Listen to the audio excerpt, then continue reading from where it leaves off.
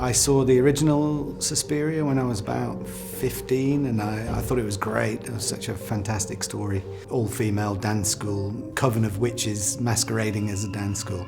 Such an intriguing idea, and I love the first movie. So when Luca contacted me to see if I was interested, it was like, wow, yeah, of course. Most of the prosthetics on the film are silicone. We have a silicone material called Platgel 10, and it feels like real skin, and you soften it down to however you want. In the scene of in the mirror room, we have a character called Olga who is leaving the dance school. The witches are gonna stop her leaving, so Dakota Johnson's character, Susie, is dancing in the room next door, so the actions that Susie makes inflict damage and pain on the woman in the room next door.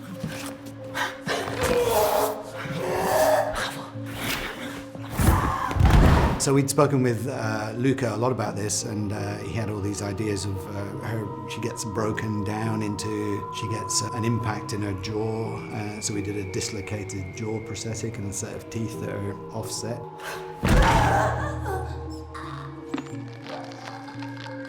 And then we had a stomach prosthetic with her chest is broken out. And then Luca wanted some really violent action, so we decided we were going to remove her arm and twist it right round up round the back of her neck into some horrible position. We did the same with the leg, so she hits the other side of the mirror room and her leg gets broken round the back.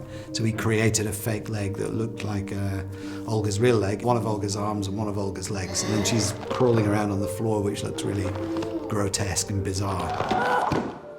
During the process of the film, there's 3 girls who try to get out of the school, and each one meets an untimely end. Mia Goth plays a dead girl, and they all get their stomachs sliced open we've done a full body makeup on Chloe Moretz, which takes about 5 hours, and it's about 20 prosthetic pieces, so we cover her whole body. Luca had some really great reference pictures from forensic books to get the colours and all that stuff. And then there's a scene in the movie where Dakota Johnson has she opens up her chest with blood streaming down off it, which again is a silicone appliance that she can tear her skin open, and behind it is the mouth. With all of it, there's a bit of work between ourselves and visual effects. We've had several gory blood effects to do on this movie. There's a few key scenes where something brutal happens.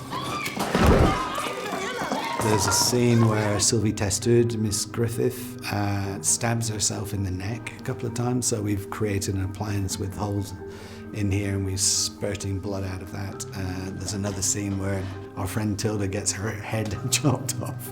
Tilda Swinton plays Madame Blanc, but she also plays Helena Marcos, the matriarchal witch who controls the coven. Luca wanted to come up with something really disturbing, and he had a photograph of an old lady with little black round glasses on and a grey hairdo, and she's kind of fat and grotesque looking.